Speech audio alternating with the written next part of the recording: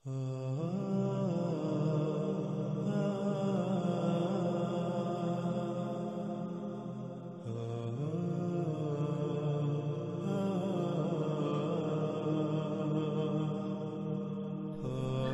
یہاں ایک اور بات واضح کرنا بہت ضروری ہے، اور وہ یہ کہ روایات میں یثرب، جسے مدینہ المنورہ بھی کہا جاتا ہے، وہاں سے ایک آگ کے ظاہر ہونے کا ذکر ملتا ہے، اور قرب قیامت ساتھ زمین کی گہرائیوں سے نکالی جانے والی آگ کو اس پر منطبق کر دیا جاتا ہے، اور پھر یہ کہا جاتا ہے کہ یہ علامت و شرط ماضی میں پوری ہو چکی۔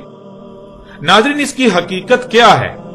حقیقت جاننے کے لیے پہلے روایات میں یثرب مدینہ المنورہ میں ظاہر ہونے والی آگ کے بارے میں جو باتیں ملتی ہیں انہیں سامنے رکھنا ہوگا، لیکن اس سے پہلے یہ بات ذہن میں ہونا لازم ہے کہ جب بھی اس آگ کا ذکر کیا جاتا رہا تو آج تک یہی تاثر دینے کی کوشش کی گئی کہ عرب ایسی کسی آگ سے پہلے بالکل ناواقف تھے، اور اس آگ کے حوالے سے انتہائی عجیب و غریب دیومالائی قصے و کہانیاں منسوب کیے جاتے ہیں، صرف اور صرف اس لیے کہ اس آگ کو ایک ایسی آگ ثابت کرنے کی کوشش کی جاتی ہے جو مافوق الفطرت ہو، جس کی کوئی وجوہات نہیں تھی، اور ایسا صرف اور صرف اس لیے کیا جاتا رہا کہ قرب قیامت ساتھ نکلنے والی آگ جو الساعۃ کی آخری اور بڑی اشراط و علامات میں سے ایک ہے، اس کے حوالے سے جتنی بھی روایات ملتی ہیں ان کو اس آگ پر منطبق کیا جا سکے،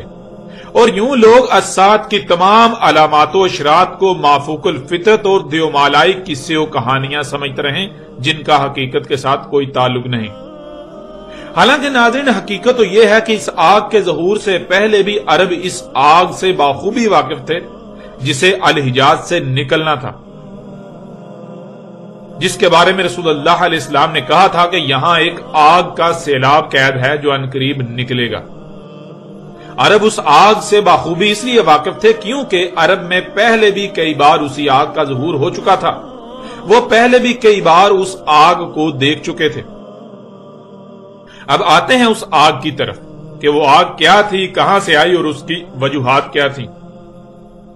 سب سے پہلے اس آگ کے بارے میں تاریخ میں جو ذکر ملتا ہے اسے آپ کے سامنے رکھتے ہیں۔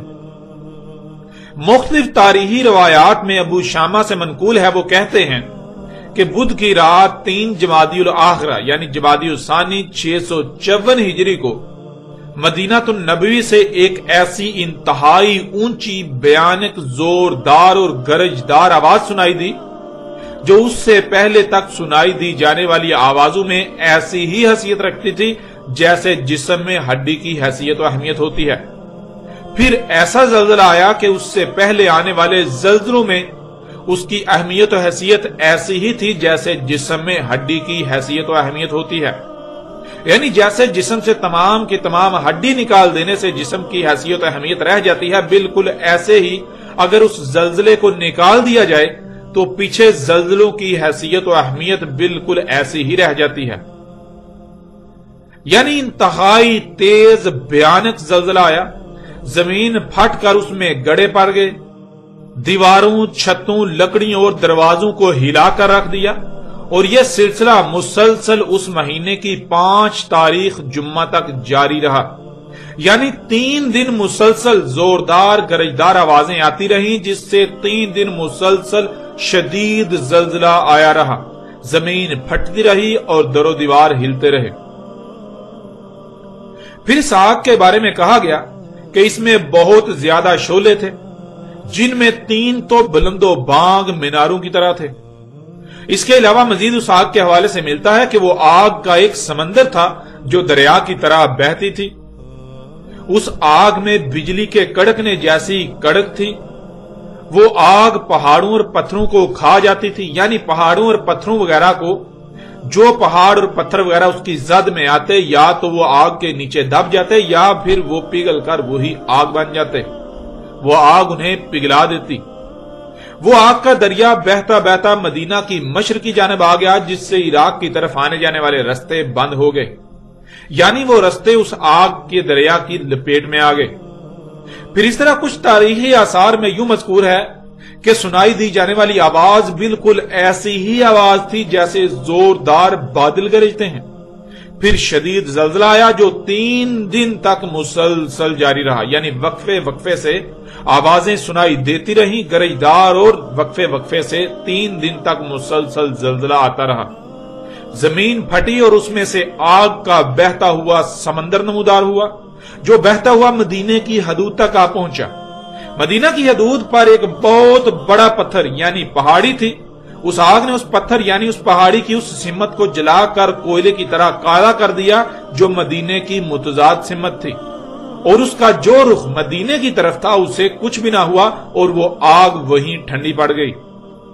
ناظرین، تاریخی آثار میں، روایات میں اس آگ کی ہولناکی کا اندازہ یوں لگایا جا سکتا ہے کہ مدینہ میں ہر کوئی تھر تھر کانپ رہا تھا، ہر کوئی یہی سمجھ رہا تھا کہ جیسے اسات قائم ہونے والی ہے اور اب کوئی بھی نہیں بچے گا۔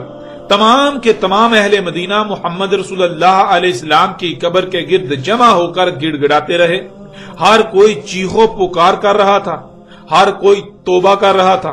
ایسا منظر تھا کہ ہر کوئی بلند آواز میں اپنے ہر گناہ، اپنے ہر جرم کا اعتراف کر رہا تھا اور آئندہ اللہ کا خالص غلام بننے کا عہد کر رہا تھا۔ پھر کچھ روایات میں یوں مذکور ہے کہ 3 رجب 630 ہجری کو مدینہ المنورہ کے باہر انتہائی خطرناک آگ ایک بہت بڑے شہر کی شکل میں نمودار ہوئی، جو 52 دن تک جاری رہی۔ یہ آگ پتھروں تک کو جلا دیتی تھی۔ یہ آگ چلتے چلتے مدینہ المنورہ کی حدود تک پہنچ آئی اور بالآخر ٹھنڈی ہو گئی۔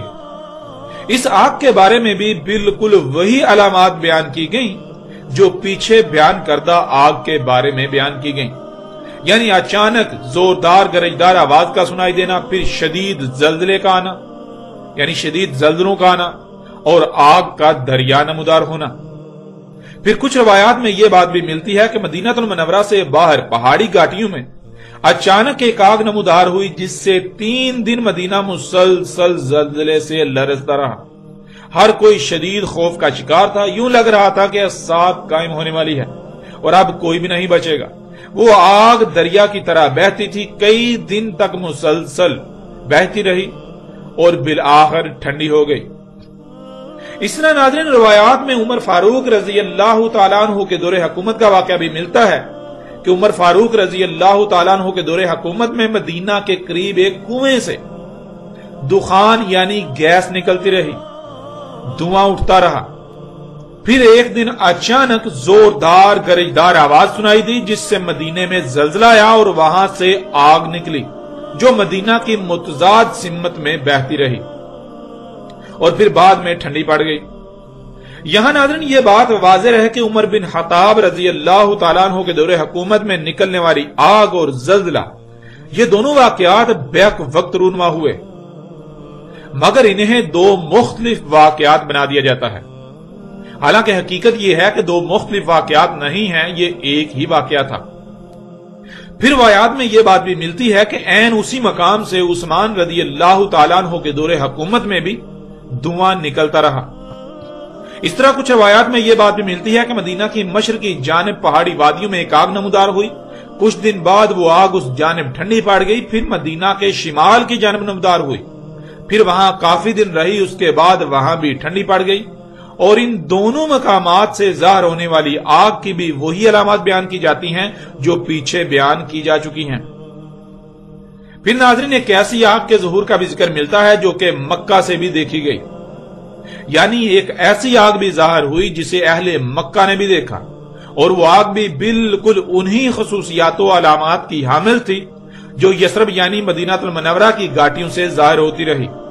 اور مکہ سے دیکھی جانے والی آگ کے حوالے سے بھی جو روایات ملتی ہیں ان میں بھی اوقات اور مقامات مختلف ہیں، لیکن مکہ سے مختلف اوقات و مقامات سے دیکھی جانے والی آگ کو بھی وہی واقعہ سمجھ لیا گیا جو کہ یثرب یعنی مدینہ المنورہ سے منسوب ہے۔ اب ناظرین یہ بات یاد رکھیں کہ نہ صرف یہ سب الگ الگ واقعات ہیں بلکہ یہ الگ الگ اوقات میں اور الگ الگ مقامات پر وقوع پذیر ہوئے، لیکن آج تک ایسا کیا جاتا رہا کہ آگ والے تمام واقعات کو ایک ہی واقعہ بنا دیا گیا جو ایک ہی واقعے کے 2 مختلف پہلو تھے، یعنی عمر فاروق رضی اللہ تعالیٰ عنہ کے دور حکومت میں نکلنے والی آگ اور زلزلہ انہیں دو مختلف واقعات بنا دیا گیا۔ اب سوال یہ پیدا ہوتا ہے کہ آخر ایسا کیوں کیا گیا؟ تو اس کا جواب ناظرین یہ ہے کہ ایسا کرنے کی دو وجوہات تھیں۔ ان میں پہلی وجہ یہ تھی کہ محمد رسول اللہ علیہ السلام نے کہا تھا کہ الساعۃ کی آخری 10 علامات و اشراط میں سے ایک آگ ہے، جس کا ذکر بہت ہی تفصیل کے ساتھ گزشتہ ایک ساتھ میں گزر چکا۔ تو ناظرین شروع سے ہی ایسا ہوتا ہوا چلا آ رہا ہے کہ جب بھی دنیا میں کوئی اہم واقعہ وقوع پذیر ہوتا ہے تو مختلف شخصیات اس واقعہ پر روایات کو منطبق کرتی ہیں۔ قرب قیامت الساعۃ جس آگ کا ظہور ہونا تھا جو کہ الساعۃ کی علامات و اشراط میں سے ایک ہے، اس سے متعلق تمام روایات کو منطبق کرنے کے لیے ان تمام واقعات کو ایسے بیان کیا جاتا رہا کہ جس سے واضح طور پر یہ تاثر ملے کہ یہ ایک ہی واقعہ ہے، یعنی جو آگ ماضی میں ظاہر ہو چکی وہ ایک ہی بار ظاہر ہوئی، اور وہ یہی آگ تھی جو الساعۃ کی سب سے بڑی اور آخری علامات و اشراط میں سے تھی۔ اور ناظرین دوسری وجہ جو آگ کے ظہور کے مختلف واقعات کو ایک ہی واقعہ ثابت کرنے یا ایک ہی واقعہ ہونے کا تاثر دینے کی وجہ بنی، وہ یہ تھی کہ ان تمام واقعات میں ظاہر ہونے والی آگ کی خصوصیات میں مماثلت، یعنی جہاں سے بھی جس وقت بھی وہ آگ ظاہر ہوئی تو اس کی جو علامات بیان کی گئیں ان میں نہ صرف مماثلت تھی بلکہ بالکل ایک ہی جیسی علامات بیان کی گئیں، لیکن اوقات مختلف بیان کیے گئے۔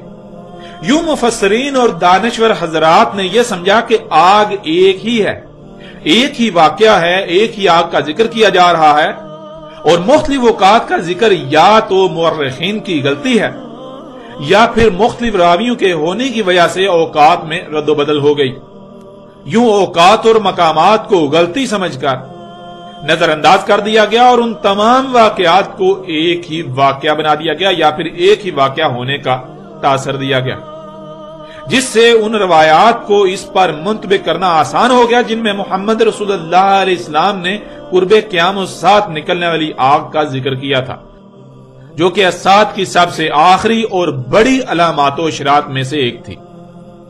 پھر اسی کے حوالے سے پیدا ہونے والے سوالات کا دروازہ بند کرنے کے لیے ان تمام واقعات میں ظاہر ہونے والی آگ کو دیومالائی قصہ بنا دیا گیا کہ وہ آگ پہاڑوں اور پتھروں کو تو جلا کر پگھلا دیتی تھی مگر درختوں کو کچھ بھی نہ کہتی تھی۔ وہ آگ کا ایک دریا تھا جو میلوں لمبا اور چوڑا تھا مگر مدینے میں اس کی وجہ سے ٹھنڈی ہوا چلتی تھی۔ یعنی ناظرین ہر سچ کے ساتھ ایک جھوٹ بھی ملا دیا گیا، اور ایسا اس لیے کیا گیا کہ اگر کسی کے ذہن میں اس آگ کے متعلق کوئی سوال پیدا ہو، مثلا اگر ایک ایسی ظاہر ہوتی ہے جو پہاڑوں اور پتھروں کو جلا دیتی ہے، انہیں پگھلا دیتی ہے، جو میلوں لمبی اور چوڑی ہے، ایسے بہتی ہے جیسے دریا بہتا ہے، سمندر کی مانند ہے، تو آخر وہ اتنی غیر معمولی آگ کہاں سے گئی؟ اس کی وجوہات کیا تھیں؟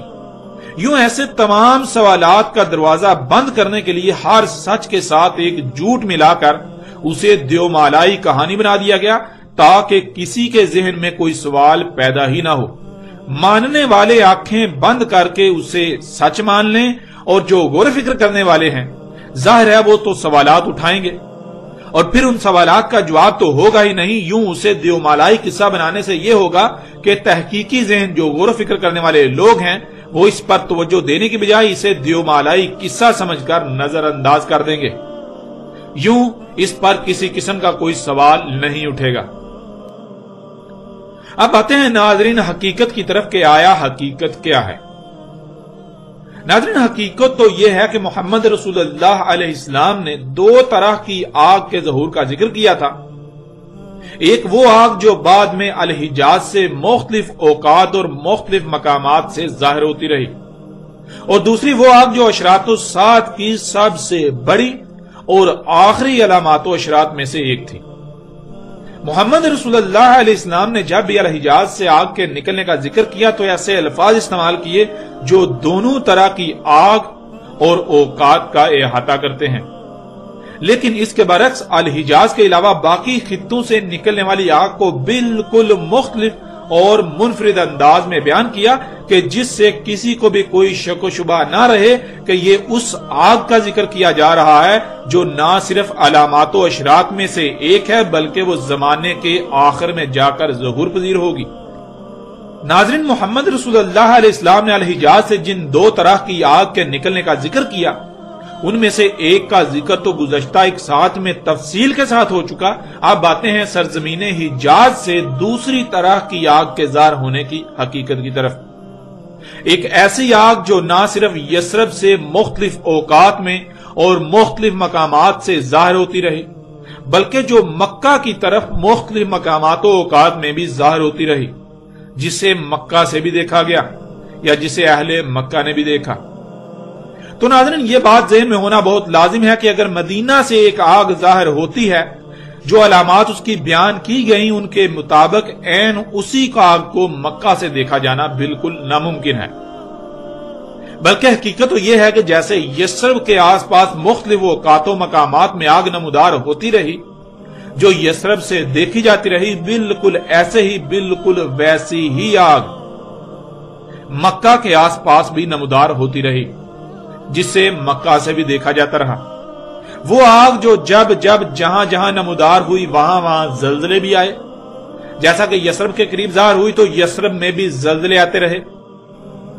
जब वही आग उमर फारूक रजी अल्लाह तआला अन्हु के दौरे हुकूमत में नमूदार हुई तो तब भी जल्जला आया। नाज़रीन, वो आग क्या थी? वो आग क्या है? हकीकत तो यह है कि वो आग सरजमीने हिजाज में यसरब व मक्का के आसपास मुख्तलिफ औकात और मकामात पर फटने वाले लावे यानी आतिश फशां थे, और वो आग का दरिया उन आतिश फशाओं से निकलकर बहने वाला लावा था। उन्हीं आतिश फशाओं के फटने से जल्जले आते रहे। आप स्क्रीन पर तस्वीर देखकर चौंक जाएंगे कि जैसे जैसे रवायात में आग के नमूदार होने का जिक्र मिलता है, बिल्कुल ऐन उसी तरह की आग नमूदार होती रही। इस वक्त स्क्रीन पर जो तस्वीर आपको नजर आ रही हैं, ये उस लावे यानी उस आतिश फशां की हैं जो उमर फारूक रजी अल्लाह तआला अन्हु के दौरे हुकूमत में फटा और उसकी वजह से फिर जल्जला आया। तारीख में बिल्कुल वाज़ेह ये बात मौजूद है कि उमर फारूक रजी अल्लाह तआला अन्हु के दौरे हुकूमत में एक कुएं से गैस यानी धुआं निकलता रहा, गैस निकलती रही, फिर वहां से आग नमूदार हुई और फिर उस आग की खसूसियात और फिर उसकी वजह से जल्जले का आना, यह बात भी हकीकत को हर लिहाज से वाज़ेह कर देती है। नाज़रीन, जब लावा यानी आतिश फशां फटता है तो उसके फटने से उसके इर्द गिर्द खित्ते में आतिश फशां की शदीदियत के लिहाज से जल्जला पैदा होता है, और बिल्कुल यही उमर फारूक रजी अल्लाह तआला अन्हु के दौरे हुकूमत में भी हुआ। वो कुआं जिसमें उस वक्त आग नमूदार हुई थी और वो आग मदीना की बजाय उसकी मुखालिफ सिमत में बह रही थी, उसे आज आप अपनी आंखों से देख रहे हैं। इस वक्त स्क्रीन पर जो आपको आतिश फशां नजर आ रहा है, ये वो आतिश फशां था जो उमर फारूक रजी अल्लाह तआला अन्हु के दौरे हुकूमत में फटा। और तस्वीर में आप बिल्कुल वाज़ेह देख सकते हैं कि इससे निकलने वाला लावा मदीने की मुखालिफ सिमत में बहा। इसके बहने के आसार भी बिल्कुल वाज़ेह आप अपनी स्क्रीन पर देख रहे हैं। और नाज़रीन, ये आतिश फशां मस्जिद नबवी से सिर्फ 14 किलोमीटर की दूरी पर है। यही वो आतिश फशां है जिसमें से उस्मान रजी अल्लाह तआला अन्हु के दौरे हुकूमत में भी धुआं निकलता रहा।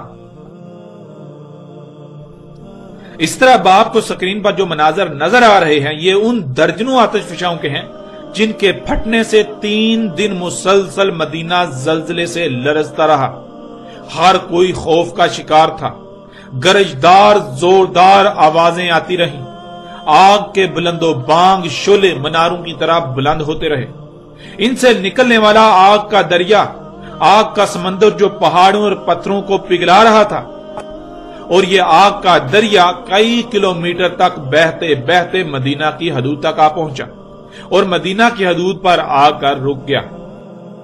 इस आग के दरिया से रात को मदीना ऐसे ही रोशन होता था जैसे दिन को सूरज की रोशनी होती है, और दिन को इसकी रोशनी के सामने सूरज की रोशनी भी मान पड़ जाती थी।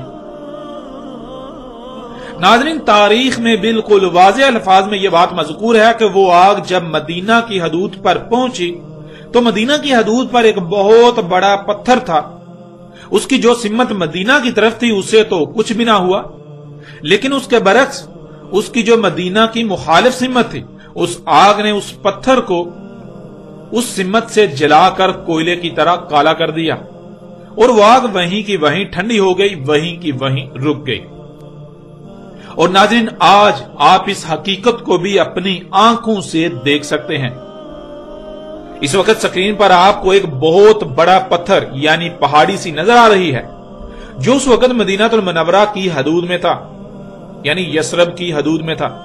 आप इसकी बैरूनी सिमत को देखें तो इसकी बैरूनी सिमत पर लावा आकर टकराया हुआ है, जिससे न सिर्फ यह पत्थर बैरूनी तरफ से कोयले का मंजर पेश कर रहा है, बल्कि वो आग, ये लावा वहीं का वहीं ठंडा पड़ चुका हुआ है। यूं उस वक्त ये आग का दरिया यहीं रुक गया, यहीं पर यह इख्तिताम पजीर हुआ। ये दहला देने वाले और चौंका देने वाले हकायक आज आप अपनी आंखों से देख रहे हैं। नाज़रीन, ये लावा जो उस वक्त जोश मारती आग का दरिया था, आग का समंदर था जिसमें बिजली के कड़कने जैसी कड़क थी, यह कहीं से 27 किलोमीटर दूर तक बहा, जो कि इंतहाई गैर मामूली फासला है, तो कहीं पर इससे कम। और इसकी चौड़ाई कहीं पर 2 किलोमीटर, कहीं पर 4 किलोमीटर, तो कहीं पर 6 से 7 किलोमीटर तक थी। इसी तरह यह आग का दरिया कहीं पर 25 किलोमीटर तक बहता बहता पहुंच गया, कहीं पर 16 किलोमीटर, कहीं पर 15, कहीं पर 13, तो कहीं पर 12 किलोमीटर या इससे कम या ज्यादा फासला तय करते करते पहुंच गया। यूं ये कमोबेश 52 दिनों तक आग का दरिया, आग का समंदर बहता रहा, ये आग नमूदार रही।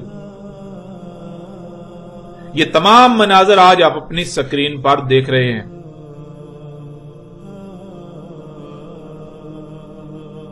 और इसके अलावा अभी साथ ही आप देखें कि इस वक्त जो स्क्रीन पर आपको मनाजर नजर आ रहे हैं, ये आतिश फिशां 654 हिजरी की बजाय उससे पहले 630 हिजरी में फटे थे।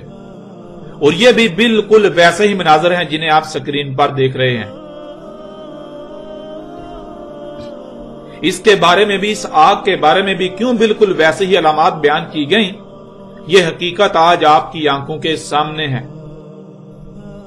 फिर नाज़रीन, जब ये आग यहां पर ठंडी पड़ी तो फिर यही आग मदीना के शमाल में नमूदार हुई और वहां भी ये कमोबेश 1 महीने तक जारी रही, जिसके बाद ठंडी पड़ गई।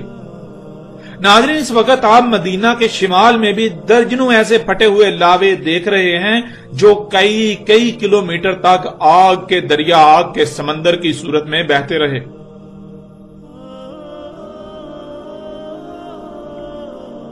इसी तरह अगर मक्का की तरफ आए तो आपको यही आग मक्का के आसपास भी निकली हुई नजर आएगी। यानी जैसे मदीना के करीबो जुवार पहाड़ी घाटियों में लावे फटे, बिल्कुल ऐसे ही मक्का के अतराफ पहाड़ी घाटियों में भी लावे फटे, जो आग के दरिया की सूरत में कई कई किलोमीटर तक बहते रहे। ये तमाम मनाजर आज आप अपनी स्क्रीन पर देख रहे हैं।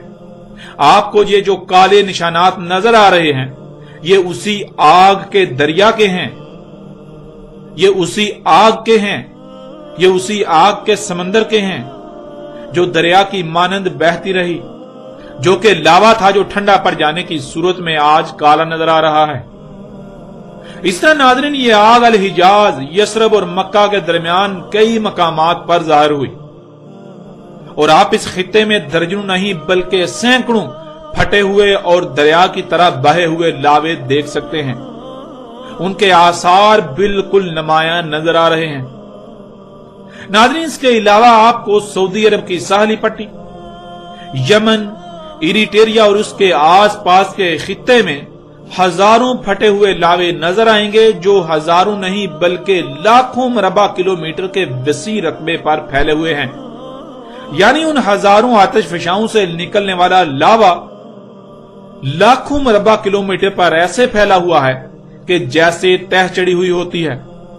नाज़रीन, ये हजारों लावे आज से तकरीबन 3500 साल से भी कबल फटे थे। اس وقت یہاں قوم شعیب، جنہیں قوم مدین یا اصحاب المتافقات بھی کہا جاتا ہے، وہ قوم آباد تھی جو ان لاووں کی زد میں آ کر ان کے نیچے دب گئی۔ ان آتش فشاؤں کے پھٹنے سے ان پر پگھلے ہوئے لاوے یعنی جلتے ہوئے پتھروں کی بارش ہوئی، اور وہ قوم اس لاوے تلے دب کر نشان عبرت بن گئی۔ اور ناظرین، اس موضوع پر آئندہ الگ سے تفصیل کے ساتھ بات کی جائے گی۔ ناظرین، آج بھی یثرب میں، جسے مدینہ المنورہ کہا جاتا ہے، وہاں سے تعمیراتی کاموں کے لیے کھدائی کے دوران لاوا ظاہر ہوتا رہتا ہے، اور وہاں سے بالکل ویسے ہی دھواں اٹھتا رہتا ہے جیسے روایات میں مذکور ہے کہ عمر فاروق رضی اللہ تعالیٰ عنہ کے دور حکومت میں کنویں سے دھواں اٹھتا رہا، جو بعد میں پھٹا اور زلزلہ آیا جس کی وجہ سے، اور پھر وہیں سے عثمان رضی اللہ تعالیٰ عنہ کے دور حکومت میں بھی دھواں نکلتا رہا۔ اور یہ مناظر بھی آپ اپنی سکرین پر دیکھ رہے ہیں۔ اس وقت جو تصاویر، جو ویڈیو آپ کو نظر آ رہی ہے، یہ یثرب یعنی جسے مدینہ المنورہ کہا جاتا ہے، وہاں کی ہیں، اور یہ آج موجودہ وقت کی ہیں۔ ناظرین، یہ وہ آگ تھی جو ماضی میں الحجاز کی سرزمین پر کئی مقامات سے نمودار ہوتی رہی۔ یہ کوئی دیومالائی قصہ و کہانی نہیں تھی جسے آج تک دیومالائی قصے و کہانیاں بنا دیا گیا۔ یوں یہ حقیقت بھی آج آپ کے سامنے ہے۔ یہ الگ آگ تھی جو محمد رسول اللہ علیہ السلام کے الفاظ کے عین مطابق آگ کا سیلاب زمین میں قید تھا جو بعد میں ظاہر ہوا، لیکن یہ وہ آگ کا سیلاب نہیں تھا، وہ آگ نہیں تھی جو اس وقت زمین کی گہرائیوں میں ٹھنڈی حالت میں پڑی تھی، جس سے قرب قیامت ساتھ نکلنا تھا، جس سے اڑنے والی مخلوقات نے اڑنا تھا، جس نے بادلوں کی طرح اڑنا تھا، جس سے خارج ہونے والی دخان یعنی گیسوں نے پوری دنیا کی فضا میں بھر جانا تھا۔ ناظرین، اب حقیقت ہر لحاظ سے آپ کے سامنے ہے، اب فیصلہ آپ کے اپنے ہاتھ میں ہے۔ چونکا دینے والے حقائق آپ کے سامنے ہیں۔ دنیا کی کوئی طاقت ان کی تردید، ان کا رد نہیں کر سکتی، ان کو غلط ثابت نہیں کر سکتی۔ اب فیصلہ آپ کے اپنے اختیار میں ہے، فیصلہ آپ کے اپنے ہاتھ میں ہے۔ چاہے تو ہر لحاظ سے حق کھل جانے کے بعد اسے تسلیم کرتے ہوئے دنیا و آخرت میں فلاح کا سودا کریں، اور چاہیں تو انکار کر کے دنیا و آخرت میں عظیم ہلاکت کا سودا کریں۔ یہ فیصلہ آپ کو کرنا ہے۔ ہمارا مقصد صرف اور صرف حق کو پہنچانا تھا، جو الحمدللہ احسن طریقے سے آپ تک پہنچا رہے ہیں۔ ناظرین، اب ان لوگوں سے سوال ہے جو ابھی تک دجال کے انتظار میں ہیں، جن کے نزدیک ابھی دجال آیا ہی نہیں، کہ جب قرب قیامت ساتھ زمین کی گہرائیوں میں چٹانی تہ سے نکلنے والی آگ جو کہ الساعۃ کی اشراط و علامات میں سے تھی، دجال کو اس کے نکلنے سے پہلے ظاہر ہونا تھا، پہلے نکلنا تھا، اور دجال کے ظہور کے بعد اس آگ نے نکلنا تھا، تو جب آج وہ آگ بھی نکل چکی جس نے دجال کے ظہور کے بہت بعد میں اور آخر میں جا کر نکلنا تھا، تو پھر دجال ابھی تک ظاہر کیوں نہ ہوا؟ دجال کہاں گیا؟ آج دعوت العد پوری دنیا میں دندناتا پھر رہا ہے، تو پھر دجال ابھی تک ظاہر کیوں نہ ہوا؟ کیونکہ دجال تو دعوت العد کے بہت پہلے ظاہر ہونا تھا، بہت پہلے نکلنا تھا۔ الساعۃ کی سب سے آخری علامت و شرط دخان، طرح طرح کی گیسیں آسمان یعنی پوری دنیا کی فضا میں بھر چکی، نہ صرف بھر چکی بلکہ عذاب علیم بن چکی، تو ابھی تک دجال کا ظہور ہوا ہی نہیں۔ ایسا کیسے ہو سکتا ہے؟ دجال کو تو دخان سے پہلے نکلنا تھا۔ جب دخان بھی نکل چکی، وہ پوری دنیا کے لیے عذاب علیم بن چکی، تو دجال کہاں گیا؟ دجال کیوں نہ نکلا؟ کیا نعوذ باللہ ثم نعوذ باللہ محمد رسول اللہ علیہ السلام نے جھوٹ بولا تھا؟ وہ صحیح سے رہنمائی نہیں کر سکے تھے؟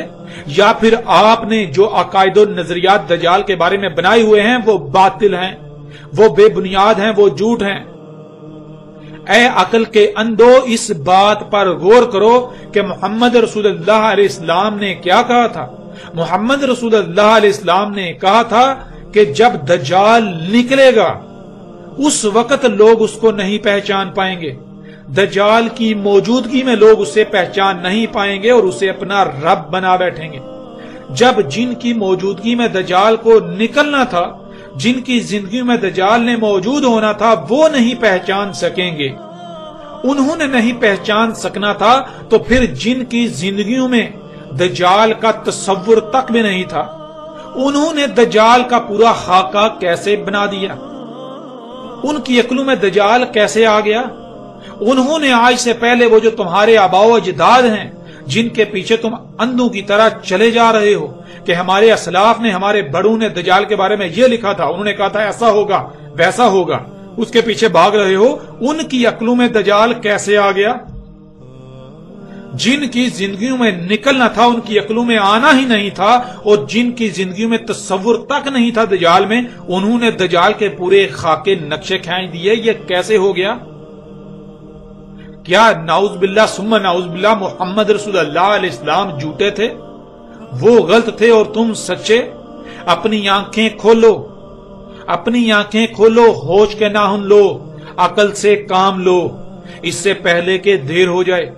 فرات سے قرب قیام الساعت کے وقت ایسی قیمتی ترین شے، ایسا خزانہ جس کے سامنے باقی تمام کی تمام قیمتی سے قیمتی اشیاء کی چمک دمک مان پڑ جانا تھی، جب وہ بھی ظاہر ہو چکی، وہ خزانہ بھی ظاہر ہو چکا، تو پھر دجال ابھی تک کیوں نہ آیا؟ کیونکہ دجال نے تو اس سے بہت پہلے آنا تھا۔ ذرا غور کرو، کیا روایات میں یہ چیز، یہ بات موجود نہیں ہے کہ دجال کا ایک ید، ایک ہاتھ دوسرے کی نسبت لمبا ہوگا؟ اس کا جو لمبا ہاتھ ہوگا اس کو وہ سمندروں میں ڈالے گا، اس کا لمبا ہاتھ سمندروں میں جائے گا، سمندروں میں جا کر سمندر کے نیچے سطح زمین میں سوراخ کر کے اس میں داخل ہو جائے گا اور اس میں سے زمین کے خزانے نکالے گا۔ اے عقل کے اندھو، غور کرو، کیا کوئی 5-6 فٹ کا شخص ایسا ہو سکتا ہے کہ اس کا ہاتھ اتنا لمبا ہو کہ جو 5-6 کلومیٹر گہرے سمندر میں داخل ہو اور پھر اس سے بھی نیچے آگے زمین کے اندر 5-6 کلومیٹر گہرائی میں جا کر وہاں سے خزانے نکالے؟ یعنی کیا ایسا ممکن ہے کہ ایک 5-6 فٹ کا ٹھینے قد کا شخص ہو اور اس کا 12 کلومیٹر لمبا ہاتھ ہو؟ کیا ایسا ممکن ہے؟ اے عقل کے اندھو، غور کرو، آج یہ سب تمہارے سامنے ہو چکا، آج یہ سب تمہارے سامنے ہو رہا ہے۔ غور کرو، دجال کیا ہونا تھا؟ دجال نے رب ہونا تھا۔ کون سا رب؟ اصل رب یا نقل رب؟ دجال نے نقل رب ہونا تھا۔ تو نقل تو اصل کی آتی ہے، نقل کو اس وقت تک نہیں پہچانا جا سکتا جب تک کہ اصل کی پہچان نہ ہو۔ اگر تم یہ کہتے ہو کہ دجال ایک شخص ہے تو لا محالہ اس کا مطلب یہ ہے کہ تمہارے عقائد و نظریات یہ ہیں کہ دجال چونکہ نقل رب ہے تو اصل جو ہے وہ بھی پھر ایک شخص ہے، یعنی اللہ ایک شخص ہے، ایک 6 فٹ کا شخص ہے۔ تم یہ ثابت کرتے ہو اپنے اعمال سے، اپنے دعووں سے۔ ظاہر ہے نقل تو اصل کی آتی ہے۔ دجال جو کہ اصل نہیں نقل رب ہوگا، اگر وہ 5-6 فٹ کا ایک شخص ہوگا یا اس سے بھی ٹھگنے قد کا ایک شخص ہوگا، ٹیڑھی ٹانگوں والا، گنگریالے بالوں والا، تو پھر بلا شک و شبہ جس کی نقل ہے وہ تو اصل بھی تو ویسی ہی ہوگی نا، کیونکہ نقل تو اصل کی آتی ہے۔ تو غور کرو، کیا اللہ ایسا ہے؟ اگر دجال کو پہچاننا ہے تو پہلے اپنے اصل رب کو پہچانو۔ غور کرو، کون ہے جس نے تمہیں وجود دیا؟ کون ہے جو تمہیں آکسیجن دے رہا ہے؟ آکسیجن کیسے خلق کر رہا ہے؟ کون ہے جو تمہیں کھانے کو رزق دے رہا ہے؟ غور کرو، پیچھے فطرت پر جاؤ۔ تمہارے آباء و اجداد کو جب یہ مشینیں، یہ ایجادات نہیں تھیں تو تب وہ کون سا رزق، وہ رزق کہاں سے آتا تھا؟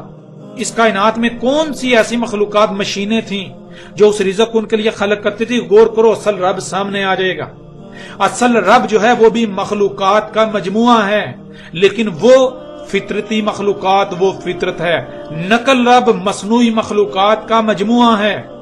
یہ ہے اصل اور نقل۔ جب تم نے اصل رب کو پہچان لیا تو نقل رب کو بھی پہچان لوگے۔ یوں حق ہر لحاظ سے تمہارے سامنے ہے۔ اصل رب تمام کی تمام فطرتی مخلوقات کا مجموعہ، وہی مخلوقات آگے مخلوقات کو وجود دے رہی ہیں، وہی مخلوقات دوسری مخلوقات کی ضروریات خلق کر رہی ہیں۔ نقل رب مصنوعی مخلوقات کا مجموعہ۔ اصل رب بالکل پرفیکٹ، جو شے بھی خلق ہوتی ہے مکمل پرفیکٹ، کسی قسم کا اس کا نقصان نہیں، فائدے ہی فائدے اس کے استعمال سے، جیسا استعمال اس کا کرنے کی اجازت دی گئی۔ نقل رب دیکھو یہ مصنوعی جو اشیاء ہیں، مصنوعی مشینیں، یہ مخلوقات انسان کے اپنے ہاتھوں سے خلق کردہ، یہ جو کچھ خلق کر رہی ہیں، ان سے کیا ہو رہا ہے؟ کیا پوری زمین، پوری دنیا فساد زدہ نہیں ہو گئی؟ کیا یہ تمہارے نقل اب دجال نے، جسے تم اپنا رب بنائے ہوئے اپنے لیے مسیح سمجھتے ہو، اس نے پوری دنیا کو فساد زدہ نہیں کر دیا؟ پوری دنیا زمین و آسمانوں میں فساد نہیں کر دیا؟ تباہیاں نہیں آ رہی؟ حقیقت آج ہر لحاظ سے تمہارے سامنے ہے۔ تم اس وقت تک دجال کو نہیں پہچان سکتے جب تک تم اصل رب کو نہیں پہچان لیتے۔ تم سے اگر اصل رب اللہ کے بارے میں سوال کیا جائے تو تمہارے پاس جواب ہے ہی نہیں۔ تم یہ کہتے ہو کہ اللہ کا تو تصور بھی نہیں کیا جا سکتا، اللہ کیسا رب ہے، کیا ہے، اس کا سوچ بھی نہیں سکتے، تصور بھی نہیں کیا جا سکتا۔ جب اصل رب کا تم تصور ہی نہیں کر سکتے تو نقل رب کو کیسے پہچانو گے؟ اے عقل کے اندو ذرا غور کرو، کہاں قرآن میں لکھا ہے، کہاں اللہ نے کہا کہ تم اللہ کو نہیں پہچان سکتے؟ کہاں لکھا ہے؟ پورے قرآن میں تو یہی ایک بات ہے کہ آسمان اور زمینوں میں تمام کی تمام مخلوقات اللہ کی آیات ہیں، ان میں غور و فکر کرو اور اللہ کو پہچانو۔ تم ان میں غور و فکر کرو گے تو اللہ تک پہنچ جاؤ گے، اللہ کو پہچان جاؤ گے، اللہ کو جان جاؤ گے۔ تم جان لو گے تمہارا رب کون ہے، کیا ہے، کیسا دکھتا ہے، تم سب جان لو گے۔ لیکن تم نے اللہ کو بھی اپنے عقائد و نظریات کا ایک حصہ بنا دیا۔ تم نے اپنے ہی عقائد و نظریات کو اللہ کا نام دے لیا۔ جو اللہ ہے اس کا تمہیں علم ہی نہیں ہے، تم نے اپنے ہی باطل عقائد کو اللہ کا نام دے لیا۔ جو اصل رب ہے، جو اللہ ہے، تم اسے اللہ نہیں کہتے، تم اپنے عقائد کو، اپنے جھوٹے باطل نظریات کو اللہ کہتے ہو۔ اگر تمہارے عقائد اور نظریات کا رد کیا جائے، ان کو جھٹلایا جائے، ان کا انکار کیا جائے تو تم اپنے عقائد کا انکار اللہ کا انکار ٹھہرا دیتے ہو، اللہ کا انکار قرار دیتے ہو۔ تو اے عقل کے اندو غور کرو اس سے پہلے کہ دیر ہو جائے۔ یہ آگ جس کو آج ہر لحاظ سے واضح کیا جا چکا، یہ آگ تو دجال سے پہلے نکلنا تھی، جس کے لیے دجال کا پہلے موجود ہونا شرط تھا، لازم تھا۔ تو تم لوگوں سے یہ سوال ہے کہ کدھر گیا تمہارا دجال؟ جب یہ سب کچھ ہو چکا، آگ بھی نکل چکی، دخان عذاب علیم بن چکی، دابت الارض پوری دنیا میں دندنا رہا ہے، جب یہ سب کچھ ہو چکا تو تمہارا دجال کہاں گیا؟ اس کو تو ان سب سے پہلے آنا تھا، دجال کی وجہ سے ہی تو یہ سب ہونا تھا۔ تو غور کرو، تمہارا دجال ابھی آیا ہی نہیں۔ اے عقل کے اندو غور کرو، تم بنی اسرائیل کی نسل ہو، جو بنی اسرائیل نے کیا تھا تم نے بھی وہی کرنا تھا۔ تو غور کرو، کیا تم وہی نہیں کر رہے؟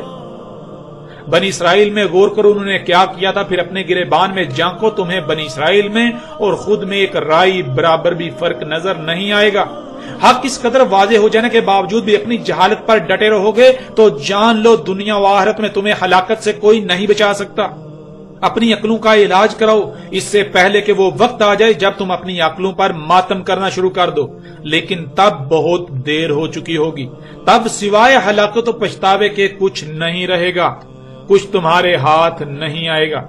اپنے آباء و اجداد کی روش کو ترک کر دو، حق ہر لحاظ سے تمہارے سامنے آ چکا، حق کو تسلیم کر کے دنیا و آخرت میں ہلاکت سے بچ جاؤ۔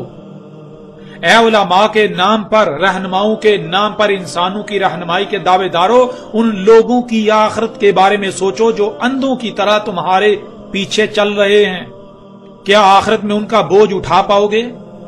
آج تمہارے پاس وقت ہے، اور یہ بھی جان لو یہ وقت بہت کم ہے۔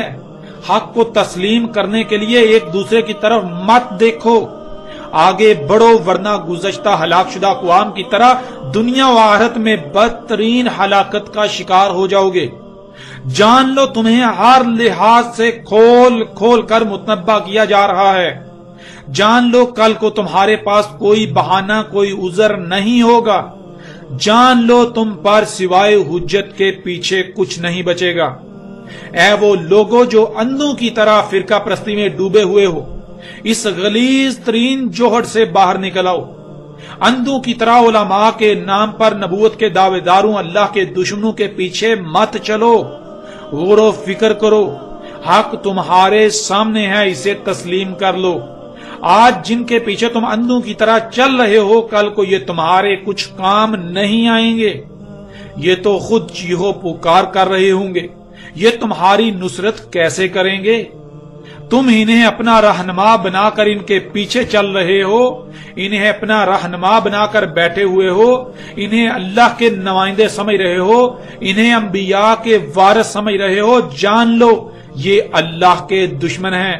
اگر یہ حق کی تصدیق نہیں کرتے، حق کی تائید نہیں کرتے، اگر یہ حق کی نصرت نہیں کرتے تو یہ اللہ کے دشمن ہیں. یہ انبیاء کے وارث نہیں ہیں، یہ اللہ کے نمائندے نہیں ہیں، یہ تمہارے رہنما نہیں ہیں. یہ رہنماؤں کی شکل میں، رہنماؤں کی صورت میں راہزن ہیں. یہ لٹیرے ہیں، یہ اللہ کے دشمن ہیں، یہ اللہ کے باغی ہیں. یہ بہت بڑے دھوکے باز اور مکار ہیں. ان کے دھوکے سے نکل آؤ، ان کی مکاری کو پہچان لو. حق تمہارے سامنے ہے، اس سے پہلے کہ وقت ختم ہو جائے، اور وقت ختم ہونے ہی کو ہے. عذاب عظیم تمہارے سر پر کھڑا ہے. اپنی آنکھیں کھول لو اس سے پہلے کہ دیر ہو جائے.